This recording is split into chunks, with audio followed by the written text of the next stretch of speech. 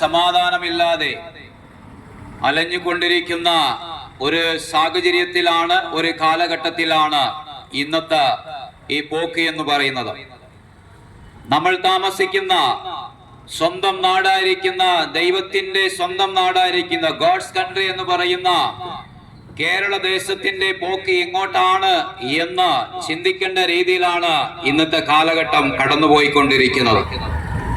നമ്മൾ താമസിക്കുന്ന കേരളത്തിൽ നടക്കുന്ന സംഭവങ്ങൾ തന്നെ നമ്മൾ നോക്കിക്കഴിഞ്ഞാൽ മാധ്യമങ്ങളിൽ കൂടിയും ന്യൂസിൽ കൂടിയും ഒക്കെയും കേൾക്കുമ്പോൾ മനസ്സ് പതറുകയാണ്. അതുപോലെ സംഭവങ്ങളാണ് ഇന്നത്തെ കാലഘട്ടത്തിൽ സംഭവിക്കുന്നത്. അതും നമ്മൾ താമസിക്കുന്ന സ്വന്തം കേരള പട്ടണത്തിൽ കൊലപാതകങ്ങൾ വർദ്ധിക്കുന്നു. മദ്യത്തിനും മയക്കമരുന്നിനും അടിമപ്പെട്ട് ജീവിതങ്ങൾ നാശത്തിലേക്ക് പോകുന്നത് ഒരു ഭാഗത്ത്, തലമുറകൾ തകർന്നു പോകുന്നത് ഒരു ഭാഗത്ത്, കുടുംബ തകർച്ചകൾ ഒരു ഭാഗത്ത്. ഇതുപോലെ പല സംഭവങ്ങളാണ് ഇന്നത്തെ കാലഘട്ടത്ത് സംഭവിച്ചുകൊണ്ടിരിക്കുന്നത്. ലോകം തന്നെ എങ്ങോട്ടാണ് പോയിക്കൊണ്ടിരിക്കുന്നത് എന്ന് ചിന്തിക്കേണ്ട രീതിയിലാണ്. ഒരു അന്ത്യ സമയമാണ്, ഒരു അന്ത്യ കാലഘട്ടമാണ് എന്നുകൂടിയും നമുക്ക് പറയാം. അതുപോലെയാണ് ഇന്ന് ലോകത്തിൽ നടക്കുന്ന അനേക സംഭവങ്ങൾ, അനേക വിഷയങ്ങളിൽ കൂടി നമ്മൾ നോക്കുമ്പോൾ നമുക്ക് അത് അറിയുവാൻ കഴിയുന്നുണ്ട്. എന്തുകൊണ്ടാണ് ഇതുപോലെ സംഭവങ്ങൾ, എന്തുകൊണ്ടാണ് ഇതൊക്കെ സംഭവിക്കുന്നത്, എന്തുകൊണ്ടാണ് കൊലപാതകങ്ങൾ? നമ്മൾ താമസിക്കുന്ന കുരട്ടി പട്ടണത്തിൽ തന്നെ അടുത്ത് നടന്ന കൊലപാതകത്തിനെ കുറിച്ചൊക്കെ നിങ്ങൾ കേട്ടിട്ടുണ്ടായിരിക്കാം. ഇതുപോലെ ഭാര്യ ഭർത്താക്കന്മാരുടെ ഇടയിൽ പ്രശ്നങ്ങൾ വരുമ്പോൾ കൊലപാതകത്തിന് നേരെ തിരിഞ്ഞു പോകുകയാണ്. എന്തുകൊണ്ടാണ് ഇതുപോലെ സംഭവങ്ങൾ ഇന്നത്തെ ജനങ്ങളുടെ ഇടയിൽ സംഭവിച്ചു കൊണ്ടിരിക്കുന്നത്? ഒറ്റ ഒരു കാര്യമേ ഉള്ളൂ, മദ്യത്തിന്റെ ലഹരി കൂടിയത് കൊണ്ടാണ്. ലഹരി ഉപയോഗിക്കുന്നത് കൊണ്ട് പലതും ദുഷ്പ്രവൃത്തികളാണ് സംഭവിക്കുന്നത്. ലഹരി ഉപയോഗിക്കുന്നത് കൊണ്ടോ മദ്യം കഴിക്കുന്നത് കൊണ്ടോ നല്ല രീതിയിലേക്ക് പോകാം, അല്ലെങ്കിൽ ഒരു സമാധാനം ലഭിക്കും എന്നൊക്കെ ചോദിച്ചാൽ ഒരിക്കലും അതിൽ സമാധാനം കണ്ടെത്തുവാൻ കഴിയത്തില്ല എന്നുള്ളത് തന്നെയാണ് സത്യം. മദ്യം കഴിക്കുന്നത് കൊണ്ട് ജീവിതം നാശത്തിലേക്ക് പോകുന്നു. മനുഷ്യൻ മദ്യം കഴിക്കുന്നത് കൊണ്ട് തന്റെ ശരീരം നഷ്ടപ്പെട്ടു പോകുന്നു.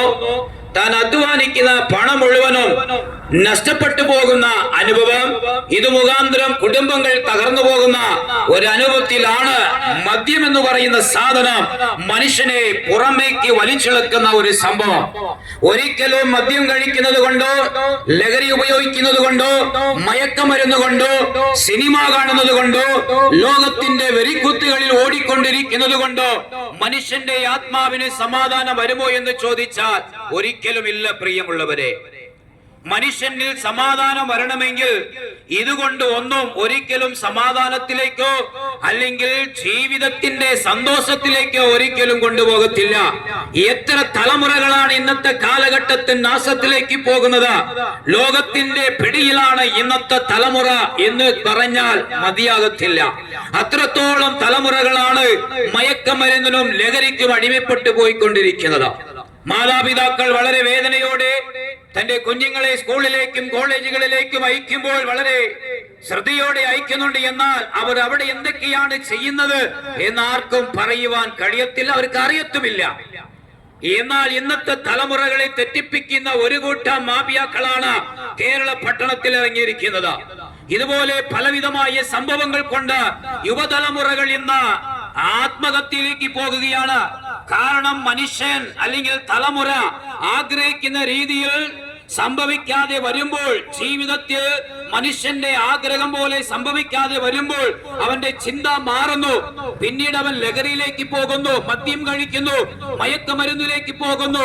ഇതുപോലെ പലവിധമായ വിഷയങ്ങളിൽ അടിമപ്പെട്ട മനുഷ്യന്റെ ജീവിതം, അതിനുപരിയായി ഇന്നത്തെ തലമുറകളുടെ ജീവിതം തന്നെ നാശത്തിലേക്കാണ്. എന്തുകൊണ്ടാണ് ഇതുപോലെയൊക്കെ സംഭവിക്കുന്നത്? എന്തുകൊണ്ടാണ് തലമുറകൾ തെറ്റിപ്പോകുന്നത്? ഒറ്റ ഒരു കാര്യമേ ഉള്ളൂ, പാപമാണ്. പാപ സ്വഭാവമാണ്, പാപത്തിന്റെ ആത്മാവാണ്. ഇതുപോലെ പറഞ്ഞാൽ പലപ്പോഴും എതിരെ പറയാം. എന്തുകൊണ്ടാണ് ഇങ്ങനെയൊക്കെ നിങ്ങൾ പറയുന്നത്? ഞാൻ പാപിയല്ലല്ലോ, ഞാൻ പാപമൊന്നും ചെയ്തിട്ടില്ലല്ലോ എന്നൊക്കെ നിങ്ങൾ ചോദിക്കാം. എന്നാൽ ഞാൻ പറയാം, ഒരിക്കലും ഒരു വ്യക്തി പോലും ഭാവി അല്ലാതെ വണ്ണം അല്ലെങ്കിൽ നല്ല മനുഷ്യനായി അല്ലെങ്കിൽ വിശുദ്ധ ജീവിതമുള്ളവനായി ഈ ഭൂമിയിലേക്ക് ജനിച്ചിട്ടില്ല.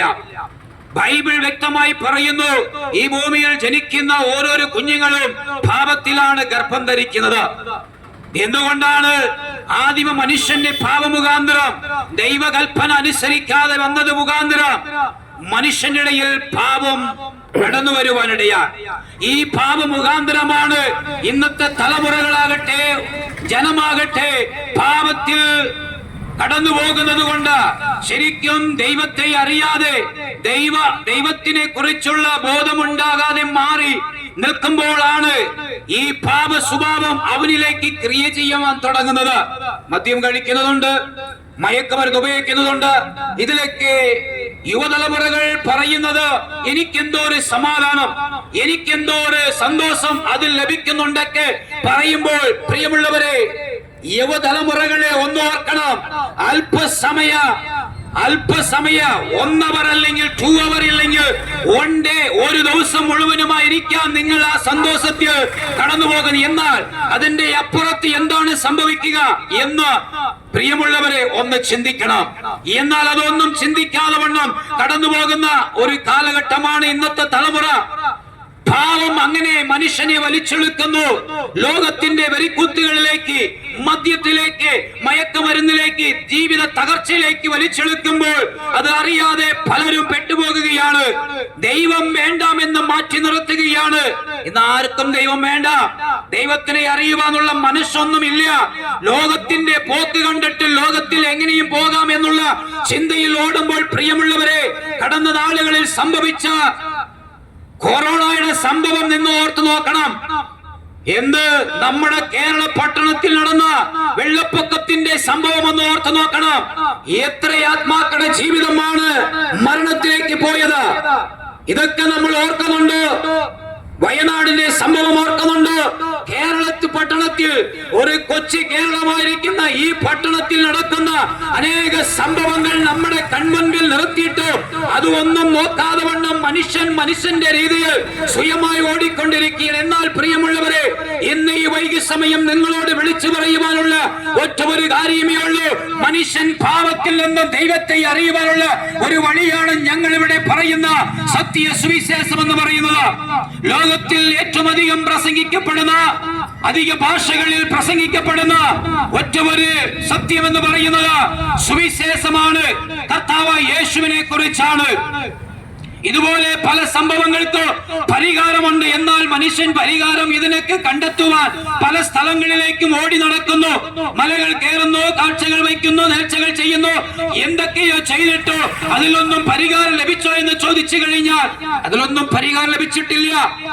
ആത്മരക്ഷ കടന്നു വന്നിട്ടില്ല. പാപത്തിന് പരിഹാരം അവിടെയല്ല. പ്രിയമുള്ളവരെ, ഞങ്ങൾ ഇവിടെ വിളിച്ചു പറയുന്ന കർത്താവ് യേശുവാണ്.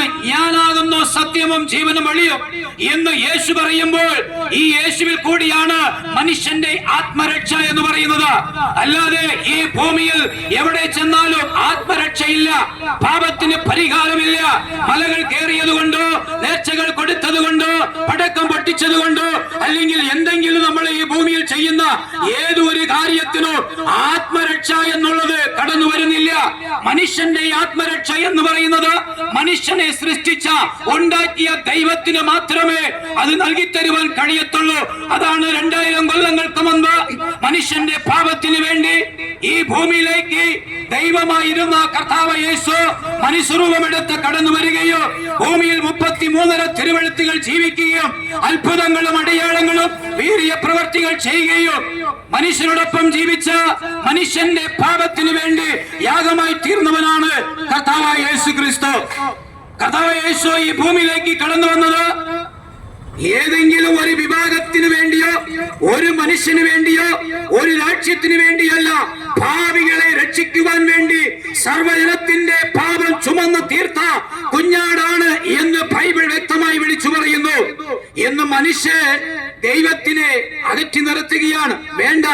എന്നാൽ പ്രിയമുള്ളവരെ, ദൈവം എപ്പോഴാണ് ഒരു മനുഷ്യന്റെ ജീവിതത്തിൽ കടന്നു വരുന്നത്, എപ്പോഴാണ് മനുഷ്യൻ താൻ പാപിയാണ് എന്ന് മനസ്സിലാക്കുന്നത്, അപ്പോഴാണ് അവന് ജീവിതത്തിലേക്ക് മാറ്റം വരുന്നത്. ദൈവത്തെ ഏറ്റെടുക്കുമ്പോഴാണ് മാറ്റം വരുന്നത്. ഇന്ന് പല സ്ഥലങ്ങളിലും ഓടി നടക്കുന്നു. എന്തിനു വേണ്ടി? സമാധാനത്തിന് വേണ്ടി. എന്തിനു വേണ്ടി? ജീവിതം നന്നായി പോകണമെന്നാണ്. എന്നാൽ പോയിട്ട് അവിടെ പല കാര്യങ്ങൾ ചെയ്തിട്ട് ഒന്നിനും ഗുണമില്ലാതെ പോകുകയാണ്. ഇതുപോലെ ഒരു കാലഘട്ടത്തിൽ ഞങ്ങളുമായിരുന്നു. ഞങ്ങളുടെ ജീവിതവും അതുപോലെയായിരുന്നു. മദ്യത്തിന് അടിമപ്പെട്ടവരായിരുന്നു. ജീവിതത്തിലേക്ക് മുന്നോട്ട് പോകുവാൻ കഴിയാതെ വണ്ണം തകർന്ന നിലയിലിരിക്കുമ്പോഴാണ് ഇതുപോലെ സത്യ സുവിശേഷം കേട്ട മാനസാന്തരപ്പെടുവാനിടയായത്. കർത്താവ് യേശു ആദ്യം പറഞ്ഞ വാക്കാണ് മാനസാന്തരപ്പെടുവേൻ, സ്വർഗരാജ്യം സമീപിച്ചിരിക്കുന്നു. എന്നാൽ ഇതൊന്നും കേൾക്കുവാൻ ആർക്കും താല്പര്യമില്ല. ഈ സത്യ സുവിശേഷം ഒരു മനുഷ്യനെ മാറ്റും, മനുഷ്യന്റെ ആത്മാവിന് രക്ഷ നൽകി തരും. നിങ്ങൾക്കറിയാമോ, ഈ സത്യ സുവിശേഷം കേട്ടിട്ട് പലരും വേണ്ടാമെന്ന് പറഞ്ഞവരുണ്ട്, ഏറ്റെടുക്കാത്തവരുണ്ട്, തള്ളിക്കളഞ്ഞവരുണ്ട്, തല്ലിയവരുണ്ട്, ഇതിനെ മാറ്റിമറിച്ച് കൊലപാതകത്തിനെതിരെ പോയവരുണ്ട്. എന്നാൽ പിന്നീട് അവർക്ക് മനസ്സിലായി, വിശുദ്ധ ബൈബിൾ പോലും കത്തിച്ചു കളഞ്ഞവരുണ്ട്. എന്നാൽ പിന്നീട് മനസ്സിലായി ഇത് തന്നെയാണ് സത്യം. കാരണം ലോകത്തിൽ നടക്കുന്ന സംഭവങ്ങളെ കുറിച്ച് വ്യക്തമായി വിളിച്ചു പറയുന്ന ഒരു പുസ്തകമുണ്ടെങ്കിൽ വിശുദ്ധ ബൈബിൾ മാത്രമാണ്. വിശുദ്ധ ബൈബിളിൽ എഴുതിയിരിക്കുന്ന ഓരോരോ വചനങ്ങളും ജീവനാണ്. അത് ലോകത്തിൽ സംഭവിച്ചു കൊണ്ടിരിക്കുന്ന കാര്യങ്ങളാണ്, പ്രവചനമാണ്. നിങ്ങൾ ലോകത്തിൽ ഏത് പുസ്തകങ്ങൾ വാങ്ങി മേടിച്ച് അത് വായിച്ചാലോ നിങ്ങളുടെ ജീവിതത്തിൽ മാറ്റം വരത്തില്ല. എന്നാൽ വിശുദ്ധ ബൈബിൾ മേടിച്ച് ജീവിക്കുന്ന സമയത്ത് ഒരിക്കലെങ്കിലും നിങ്ങൾ വായിക്കുമെങ്കിൽ തീർച്ചയായിട്ടും ഈ ബൈബിളിലെ വചനങ്ങൾ നിങ്ങളെ മാറ്റിമറിക്കും. നിങ്ങളുടെ ആത്മാവിന് രക്ഷ നൽകി തരുവാനിടയാകും. നിങ്ങളുടെ ജീവിതത്തിൽ സമാധാനമില്ലയോ? ഏത് വിഷയത്തിനും പരിഹാരം നൽകി തരുക ഒറ്റ ഒരുവനെ കഴിയത്തുള്ളൂ എന്നുള്ള ഒറ്റ വാക്തത്വമടങ്ങിയ വിശുദ്ധ ബൈബിളിലെ വചനങ്ങൾ ജീവനിലേക്ക് കൊണ്ടുചെല്ലുന്നതാണ്. സുവിശേഷം കേട്ടിട്ട് ആരെങ്കിലും തെറ്റായ വഴിയിലോ നാശത്തിലേക്കോ പോയതായിട്ട് നിങ്ങൾ എവരെങ്കിലും കേട്ടിട്ടുണ്ട്? പ്രിയമുള്ളവരെ, പലരും പറയും, അയ്യോ ഇവൻ നല്ല രീതിയിലായിരുന്നു, ഇപ്പോ നാശത്തിലേക്ക് പോയിക്കൊണ്ടിരിക്കുന്നു എന്ന് പറയുന്ന സ്ഥാനത്ത് നാശത്തിൽ നിന്ന്, പാപത്തിൽ നിന്ന് വിടുവിക്കുവാൻ കഴിവുള്ള ഒരുവനാണ് ഞങ്ങൾ ഇവിടെ വിളിച്ചു പറയുന്ന കർത്താവായ യേശു ക്രിസ്തു.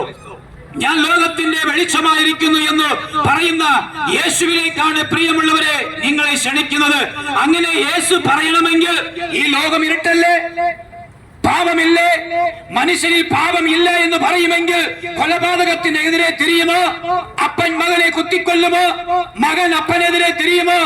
ഭാര്യ ഭർത്താവിനെ വെട്ടി കൂറുകൂറായി വയ്ത്ത പാർസൽ ചെയ്ത് അയക്കുന്ന ഒരു കാലഘട്ടമാണ്. സ്നേഹമില്ല, ഭാര്യ ഭർത്താക്കന്മാരുടെ ഇടയിൽ സ്നേഹമില്ല, കുറഞ്ഞുപോയിരിക്കുന്നു. ഇതുപോലെ പല സംഭവങ്ങളാണ് ഇന്നത്തെ കാലഘട്ടത്തിൽ സംഭവിച്ചുകൊണ്ടിരിക്കുന്നത്. ഒരു 30-40 കൊല്ലത്തിന്റെ മുമ്പ് ഇതുപോലെയൊക്കെ കേൾക്കുമോ എന്ന് ചോദിച്ചു കഴിഞ്ഞാൽ എവിടെയെങ്കിലും സംഭവിച്ചാൽ ഉള്ളൂ. എന്നാൽ ഇന്ന് അങ്ങനെയല്ല. ഇന്ന് നമ്മൾ താമസിക്കുന്ന കേരള പട്ടണത്തിൽ പോട്ടെ, നമ്മുടെ അയലക്കത്തിൽ നടക്കുന്ന സംഭവങ്ങളാണ്. എന്തുകൊണ്ട്? മദ്യ മുഖാന്തരം മയക്കമരുന്ന് ഉപയോഗിക്കുന്നത് കൊണ്ട്. കാരണം ദൈവം വേണ്ട, സ്വയ ഇച്ഛയിലേക്ക് ഓടുമ്പോൾ, ലോകത്തിന്റെ വരിക്കുത്തുകളിലേക്ക് ഓടുമ്പോൾ എന്തുകൊണ്ട് ഇതിനൊക്കെ ഓടുന്നത്? ഒറ്റ കാര്യമേ ഉള്ളൂ, ജീവിതത്തിൽ ഒരു സമാധാനം വേണം, ജീവിതത്തിൽ ഒരു സന്തോഷം വേണം എന്നുള്ള ആഗ്രഹത്തോടെയാണ് ഇതൊക്കെ ചെയ്തു കൂട്ടുന്നത്. എന്നാൽ ഇതൊക്കെ നാശത്തിലേക്കാണ് കൊണ്ടുപോകുന്നത് എന്ന് മനുഷ്യൻ മനസ്സിലാക്കുന്നില്ല. ഇനി ഒരു കാര്യം കൂടി പറയാം. മനുഷ്യൻ മരിച്ചു കഴിഞ്ഞാൽ മനുഷ്യന്റെ മരണത്തോടെ തീർന്നു? ഇല്ല. പലരും പറയുന്നത് മനുഷ്യന്റെ മരണത്തോടെ തീർന്നു ജീവിതം.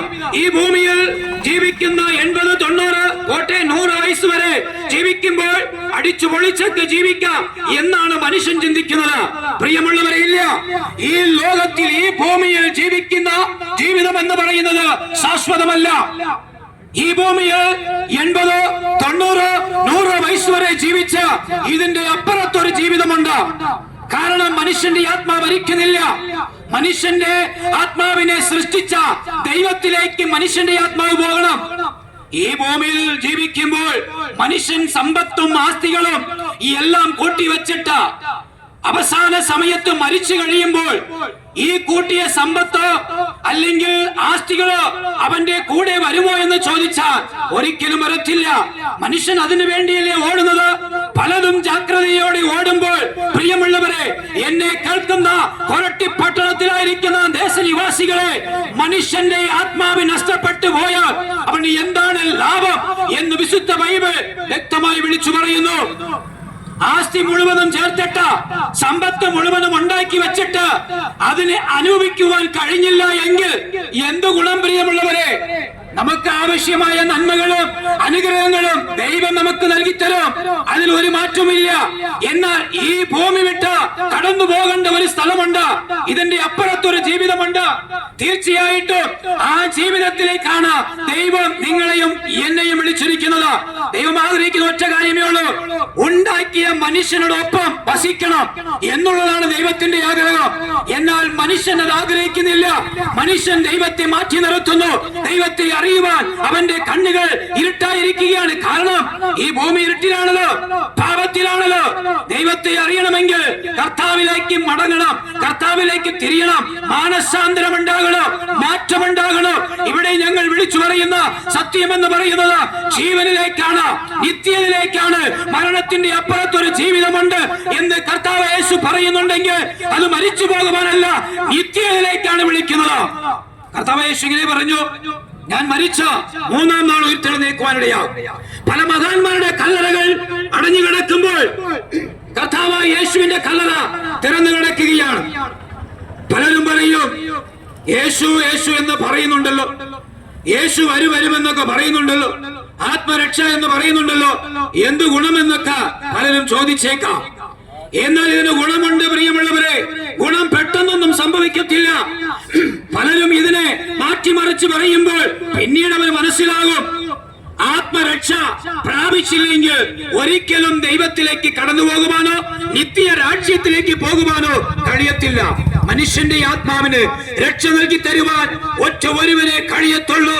ഞങ്ങൾ ഇവിടെ വിളിച്ചു പറയുന്ന കർത്താവ് യേശുവിന് മാത്രമേ. ആകാശത്തിന്റെ കീഴിൽ മനുഷ്യരുടെ ഇടയിൽ രക്ഷ നൽകി തരുന്ന ഒരു നാമമാണ് കർത്താവ് യേശുവിന്റെ നാമം. ഈ നാമത്തിലേക്കാണ് നിങ്ങളെ ഞങ്ങൾ ക്ഷണിക്കുന്നത്. കർത്താവിന്റെ വരവിന്റെ ഒരു സമയം അന്ത്യകാലഘട്ടമാണ്. ലോകത്തിൽ നടക്കുന്ന ഒത്തിരി സംഭവങ്ങൾ വിശുദ്ധ ബൈബിളിൽ എഴുതി വെച്ചിട്ടുള്ളത് പോലെ തന്നെ സംഭവിച്ചു കൊണ്ടിരിക്കുകയാണ്. അതുകൊണ്ട് കർത്താവിന്റെ വരവിലേക്ക് കടന്നു പോകണമെങ്കിൽ ദൈവത്തിന് വേണ്ടി കാത്തിരിക്കുന്ന ഒരു കൂട്ടം ജനമുണ്ട്. ആ ജനത്തിന്റെ ഇടയിൽ നിങ്ങളെയും ക്ഷണിക്കുകയാണ്. നിങ്ങളുടെ പാവമിട്ട് നിങ്ങളുടെ അവസ്ഥയ്ക്ക് മാറ്റം തന്ന് ആത്മരക്ഷ തന്ന് സമാധാനത്തിൽ